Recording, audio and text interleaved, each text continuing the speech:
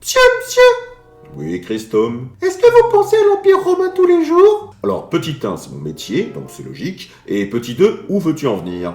Parce que sur Internet, on a lu que les hommes pensaient à l'Empire romain 3 à 4 fois par semaine en moyenne. Oh, puisque c'est sur Internet, c'est sûrement vrai. Et ça s'est terminé quand l'Empire romain? Alors, ça dépend de beaucoup de facteurs, la question n'est pas simple. Et puis l'Empire romain d'Orient a perduré Non mais, sérieusement? 476.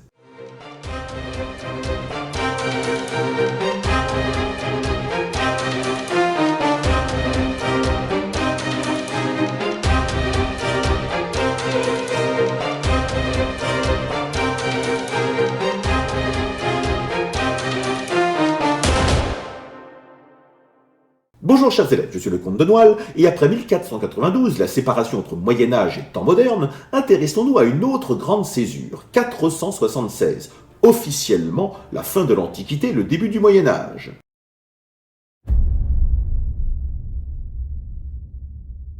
Commençons par un peu de provocation. Sachez que pour l'époque, 476 est un non-événement. La séparation définitive entre Empire romain d'Occident et Empire romain d'Orient date de 395. Et ironiquement, c'est un vandale, Stylicon, qui protégeait l'Empire des invasions d'autres tribus comme les Visigoths et les Ostrogoths. Rome n'était déjà plus la capitale de l'Empire, au profit de Milan en 286, puis de Ravenne de 402 jusqu'à la chute finale de l'Empire. Comme dirait Tchouki. Parlons-en De l'Empire. L'empereur Honorius, en 408, s'était débarrassé de Stylicon et voulut épurer l'armée de tout barbare. Ainsi affaibli et privé de redoutables combattants, l'Empire se fit vite déborder par les attaques successives des Vandales, des Suèves et surtout des Visigoths qui atteignirent Rome, qui les ont pillés en 410. Pour obtenir la paix, Honorius morcela l'Empire en donnant aux tribus le statut de fédérés et en leur permettant de s'établir à l'intérieur de l'Empire pour former leur propre royaume. En même temps, avait-il le choix? L'invasion des Huns et du célèbre Attila en 450 précipita la fin. L'empereur Valentinien III fut assassiné en 455. C'était la mode à l'époque. Et une valse d'empereurs, 9 en 21 ans, ne put empêcher un deuxième pillage de Rome en 455 par les Vandales, pourtant peuple officiellement fédéré. The code is more what you call guidelines than actual rules. Une telle instabilité politique profita aux autres peuples barbares qui se taillèrent des royaumes dans ce qui restait de l'Empire. À moi? En 472, Rome fut pillée une troisième fois et un des derniers empereurs romains, Anthemius, fut décapité par le chef barbare Ricimère qui plaça lui-même un certain Olybrius sur le trône, qui ne resta empereur que quelques mois avant de mourir à son tour. C'étaient donc bien les chefs barbares les véritables maîtres de ce qui restait de l'Empire romain. Après Olybrius, le prince burgonde Gondebaud décida de placer comme empereur fantoche son propre serviteur, Glycerius, qui régna officiellement 16 mois. Officieusement, c'était Gondebaud qui gouvernait. Il ne faut pas oublier que l'Empire romain d'Orient avait son mot à dire. Beaucoup plus stable qu'en Occident, l'empereur d'Orient, Zénon, plaça à son tour son candidat, Julius Nepos, en 474, et l'Empire d'Orient soutint Julius Nepos, même après qu'il fut renversé un an plus tard, en 475, par son propre général, Flavius Oreste. Au revoir.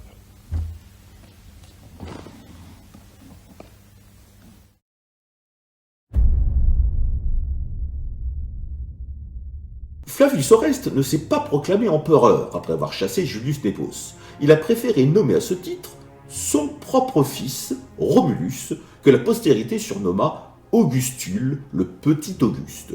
Et en effet, Romulus Augustule n'a que 13 ans lorsqu'il accéda au trône le 31 octobre 475. On ne sait que très peu de choses sur lui, puisque, concrètement, le pouvoir était détenu par son père. Je suis ton père. Flavius Oreste donc s'était nommé Patrice de Rome, ce qui dans la hiérarchie le plaçait juste avant les titres de César et d'Auguste. Il était d'ascendance germanique, ce qui lui permettait de se mettre à la tête d'armées constituées de barbares confédérés, mais il a été adopté par des Romains, sa mère adoptive se disant descendante de Romulus, d'où le nom qu'il a donné à son fils. Il avait le pouvoir, mais Julius Nepos était encore en vie, et pour lui son règne n'était pas terminé.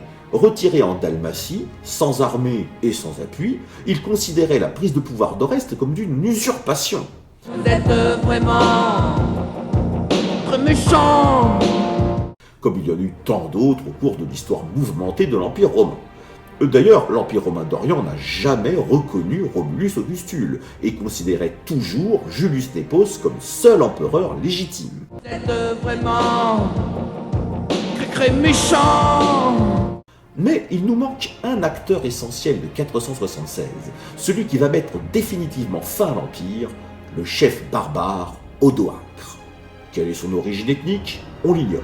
Probablement une parenté de différentes tribus, dont les Skyres, les Goths et peut-être même les Huns. Il dirigeait les Saxons, puis il est devenu roi des Hérules, ainsi que chef mercenaire dans l'armée de ce qui restait de l'Empire, autrement dit l'Italie. Il réclama un tiers des terres d'Italie pour former un royaume fédéré Hérule. Oreste refusa. Monumentale erreur.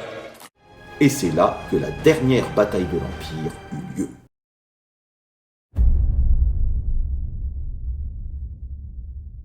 Août 476. Odoacre marcha sur Pavie avec son armée composée d'Hérules, évidemment, mais aussi d'autres troupes barbares, comme des Skyres et des Goths. C'est sûr que c'est pas joli rigolo, hein?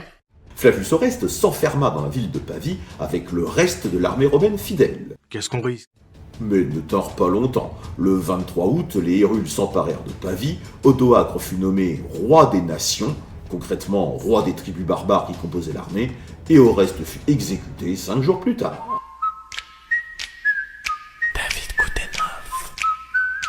S'emparer de Ravenne ne fut plus qu'une formalité. Les Hérules trouvèrent le frère d'Oreste, Paul, qui fut lui aussi exécuté, et le 4 septembre, les troupes d'Odoacre entrèrent dans Ravenne. Le jeune Romulus Augustule, 14 ans, qui venait d'apprendre la mort de son père et de son oncle, fut incapable de prendre la tête de ses maigres troupes. Lorsqu'Odoacre entra au palais de Ravenne, il trouva Romulus totalement apeuré, qui, dans un dernier geste pour sauver sa vie, s'était lui-même retiré les ornements impériaux. Et là, avant de l'exécuter, Odoacre hésita. Beau jeune homme, presque un enfant, sensiblement du même âge que le fils d'Odoacre, ce qui plaidait en sa faveur. Il était apeuré, il n'était pas dangereux. Était-il indispensable de l'éliminer, alors qu'il n'était même pas reconnu empereur par l'Orient? Odoacre décida de l'épargner. Il renvoya les insignes impériaux à Zénon, l'empereur d'Orient. Il fit accompagner Romulus Augustule au Sénat pour qu'il renonce aux titres impériaux et que le Sénat reconnaisse qu'Odoacre, roi des Hérules, était désormais leur maître. Conciliant, Zénon accepta de nommer Odoacre patrice de Rome en remplacement d'Oreste. J'adore quand un plan se déroule sans accroc.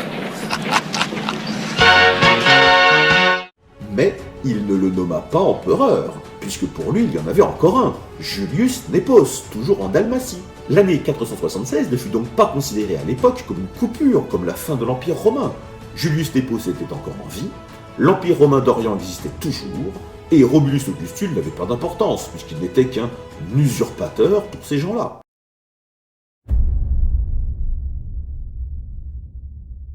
Julius Nepos vécut jusqu'en 480, et il semblerait qu'il se soit assez bien entendu avec Odoacre, qui frappait monnaie avec l'effigie de Julius Nepos, comme s'il était toujours empereur. Assassiné en 480 par un Goth, Ovida, il fut donc le dernier empereur reconnu. Odoacre, roi des Hérules, régna en Italie jusqu'en 493, avant de mourir des mains de Théodoric, roi des Ostrogoths, qui s'empara de l'Italie à son tour. Oui, car la violence n'est pas une solution, c'est LA solution. Quant à Romulus Augustule, Toujours vivant, rassurez-vous. il vécut de nombreuses années. Odoacre lui avait fait cadeau d'une propriété en Campanie avec une rente annuelle de 6000 solidi. On sait qu'en 510, soit 34 ans après la chute de l'Empire, Théodoric avait écrit à Romulus, qui approchait doucement la cinquantaine d'années, pour lui confirmer qu'il maintenait les privilèges qu'Odoacre lui avait accordés. Toujours la banane, toujours debout. Il est même probable que Romulus ait une descendance, mais sa vie est restée très secrète. On ignore la date de mort de ce dernier empereur romain. Il est assez ironique qu'il se soit appelé Romulus, comme le fondateur de Rome, et Auguste comme le fondateur de l'Empire, puisqu'il marqua la fin de la domination de Rome et la fin de l'Empire romain d'Occident. Une façon bien étrange qu'a eu le destin de boucler la boucle.